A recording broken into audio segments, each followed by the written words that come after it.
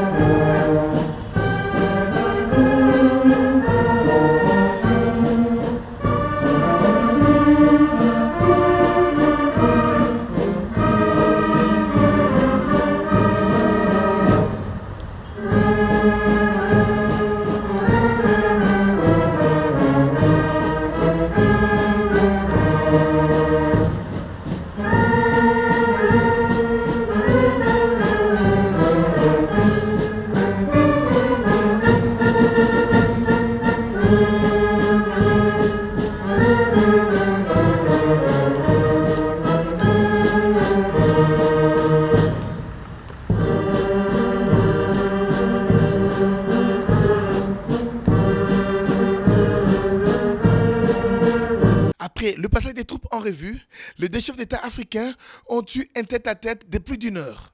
Les relations bilatérales entre Égypte et RDC, les projets d'intérêt commun, les conflits des eaux qui opposent l'Éthiopie au Soudan, ainsi que le partage d'expériences sur la Covid-19 sont là les grands sujets débattus entre les deux hommes d'État. Il faut noter que les deux chefs d'État sont déterminés à fructifier leur collaboration pour pérenniser les bonnes relations qui existent entre Égypte et République démocratique du Congo depuis leur période des indépendances.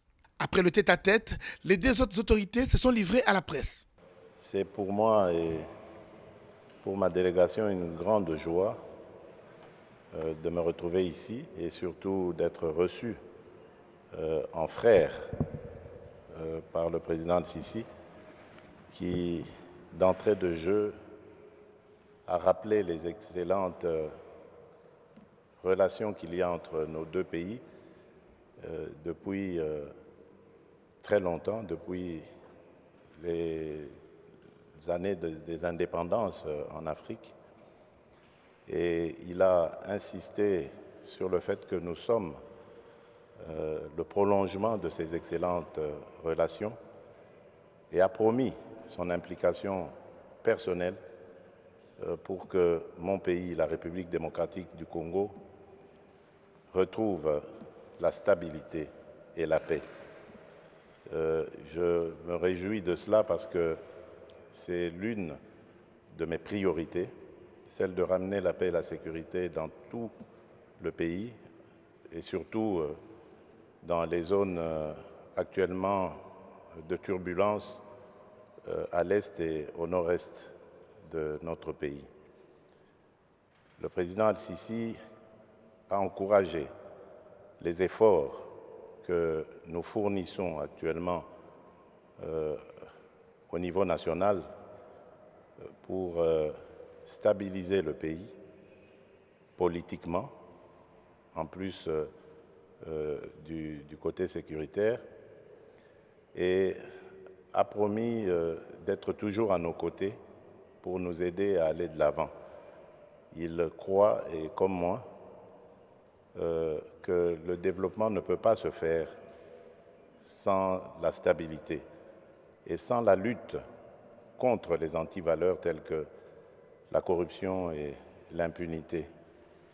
Il nous encourage à continuer dans ce sens et a partagé avec moi l'expérience de l'Égypte, qui est aussi partie en 2011 d'une situation d'instabilité, mais qui aujourd'hui est en train de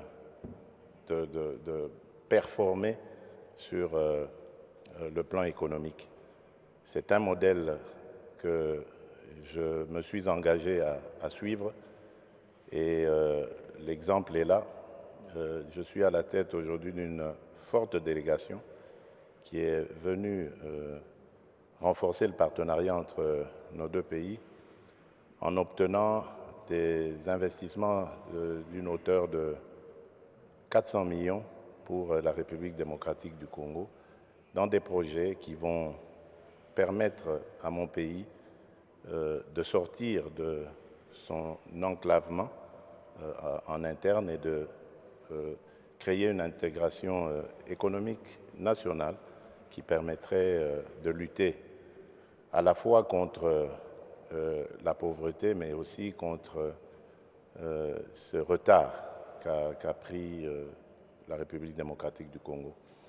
Nous avons également partagé nos expériences quant à la pandémie de Covid-19. Et ici, je dirais, Dieu merci, l'Afrique, dans sa majorité, a été épargnée par rapport justement aux dégâts que l'on constate sur d'autres continents. Mais qu'à cela ne tienne, cela ne doit pas nous laisser inactifs.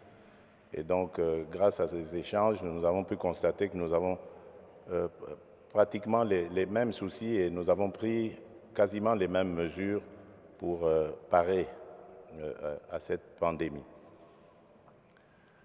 Pour le reste, nous nous sommes engagés à continuer d'échanger, surtout sur cette situation de l'eau, l'eau du Nil, que vous connaissez très bien, et qui met d'un côté la République démocratique fédérale d'Éthiopie et de l'autre côté l'Égypte et le Soudan. J'ai fait part au président Al-Sisi de la visite récemment que j'ai eue et des entretiens que j'ai eus récemment à Kinshasa avec la présidente de l'Éthiopie et le ministre des Affaires étrangères soudanais, qui est accompagné du ministre des Eaux, et avec qui nous avons pu échanger sur la question. Bien entendu, j'ai fait comprendre au président ma position, qui est celle d'abord de m'engager à m'impliquer totalement déjà à partir de cette semaine, parce que c'est normalement samedi que je prendrai officiellement la présidence de l'Union africaine. J'ai donc promis mon engagement, mon implication personnelle pour que ces pays frères n'en viennent pas à l'escalade et que nous réussissions par le dialogue, par une initiative africaine à trouver des solutions africaines.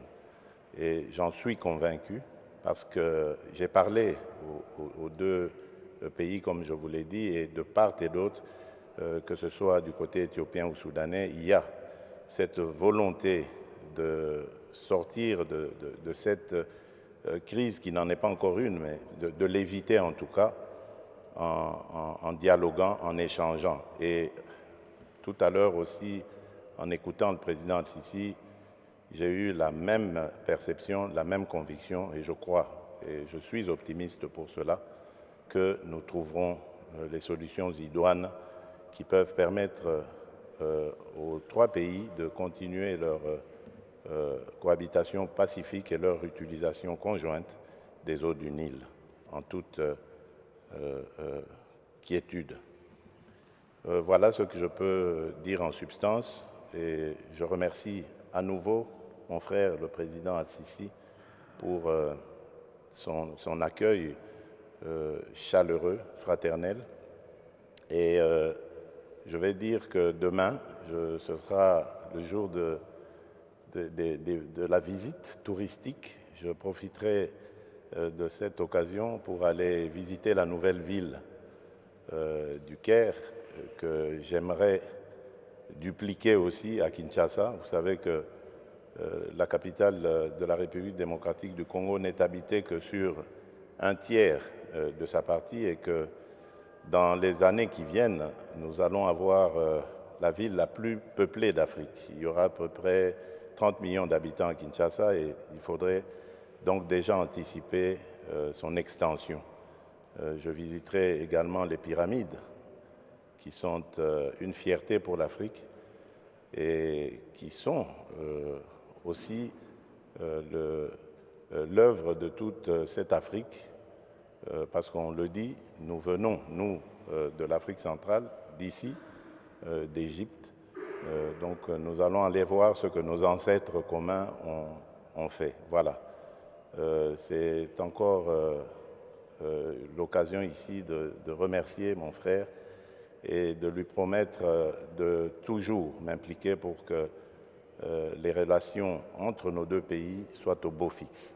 À l'issue de cette rencontre entre les deux chefs d'État, l'Égypte s'est engagée à soutenir les efforts de l'État congolais pour le maintien de la paix dans la partie est du Congo et contribuer également à soutenir le président Félix Antoine Tshisekedi Tshilombo pour le succès de son mandat à la tête de l'Union africaine.